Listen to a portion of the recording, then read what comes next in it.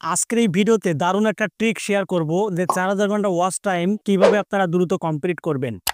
আমরা অনেকেই তাড়াহুড়ো করে একটা চ্যানেল তৈরি করে ফেলি এবং 1000 সাবস্ক্রাইবার্স আমরা কিন্তু দ্রুতই কমপ্লিট করে নিই। কিন্তু 4000 ঘন্টা ওয়াচ টাইম কিন্তু আমরা কমপ্লিট করতে পারি না। আর এই 4000 ঘন্টা ওয়াচ টাইমের জন্য আমাদের মনিটাইজেশনটা ঝুলে থাকে।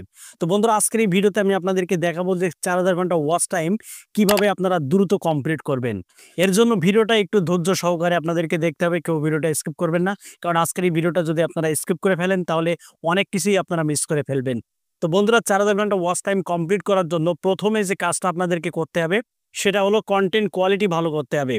কন্টেন্ট কোয়ালিটি যদি আপনারা ভালো করতে পারেন তাহলে কিন্তু 4000 ঘন্টা ওয়াচ টাইম আপনারা দ্রুতই কমপ্লিট করতে পারবেন। তো আমরা কিছু বন্ধুরা কমন ভুল করে ফেলি, যেমন 2 মিনিটের যে কথাটা সেটা কিন্তু আমরা বিনা কারণে 10 মিনিট বা 15 মিনিট টেনে নিয়ে যাই।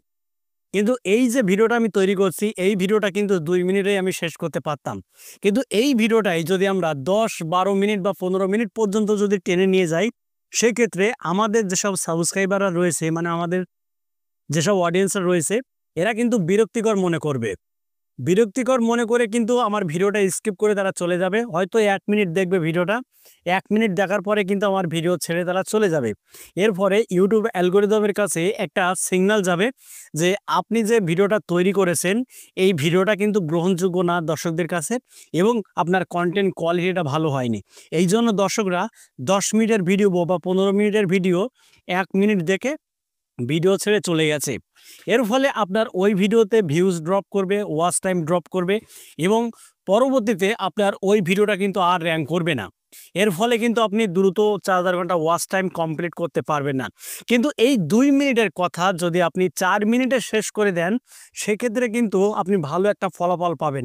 কারণ আপনার ভিডিওর লেন্থ যত ছোট হবে আর ওই ভিডিওটা যত দর্শক দেখবে, ধরুন আপনি 3 মিনিটের একটা ভিডিও তৈরি করলেন, দর্শকরা 1.5 মিনিট দেখলো আপনার ভিডিওটা। কিন্তু ইউটিউব অ্যালগরিদমের কাছে কিন্তু ভালো একটা সিগন্যাল যাবে যে 3 মিনিটের ভিডিও দর্শকরা 1.5 মিনিট দেখেছে মানেই ভিডিওর মান ভালো হয়েছে, কোয়ালিটি ভালো হয়েছে। এর ফলে আপনার ওই ভিডিওতে ইউটিউব কিন্তু বন্ধুরা প্রচুর পরিমাণ ইমপ্রেশন দেবে এবং বহু দর্শকদের কাছে আপনার ভিডিওটা কিন্তু ইউটিউব পৌঁছে দেবে। এর ফলে ভালো ভিউজ পাবেন এবং ভালো কিন্তু সাবস্ক্রাইবার্স পাবেন। কিন্তু মেন ফ্যাক্টর হলো সেই ভিডিওর থাম্বনেল। আমরা অনেক কষ্ট করে ভিডিও তৈরি করি, ভালো এডিটিং করি, কিন্তু এই থাম্বনেল তৈরি করতে গিয়ে আমরা অনেকেই কিন্তু বন্ধুরা অলসতা করি। যেমন তেমন আমরা একটা থাম্বনেল তৈরি করি, ভিডিওতে সেট করে ভিডিওটাকে পাবলিশ করে দিই। এর ফলে কি হয়, ভালো কন্টেন্ট তৈরি করার ফলেও আমরা ভিউজ পাই না, ওয়াচ টাইম পাই না। কেন পাই না? আমাদের ভিডিওতে ক্লিক পড়ে না। তাই তাই বন্ধুরা, যদি আপনার ভিডিওতে আপনি ক্লিক যদি বাড়াতে চান, যদি ভালো ইমপ্রেশন যদি বাড়াতে চান, তাহলে অবশ্যই আপনার ভিডিও যে থাম্বনেলটা আপনি তৈরি করেছেন, এই থাম্বনেলটা কিন্তু ভালো মানের থাম্বনেল তৈরি করতে হবে। যদি আপনি ভালো মানের থাম্বনেল যদি তৈরি করতে পারেন, তাহলে আপনার ভিডিও যেমন তেমন হোক সেটা কোনো বিষয় না। যদি আপনার ভিডিও থাম্বনেল ভালো হয়, তাহলে থাম্বনেলের কারণে আপনার ওই ভিডিওটা র্যাঙ্কে যাবে এবং র্যাঙ্কে যখনই যাবে তখনই কিন্তু ভালো ওয়াচ টাইম আপনি সেই ভিডিও থেকে জেনারেট করতে পারবেন। তো বন্ধুরা, এই হলো কিন্তু মূলত সিক্রেট।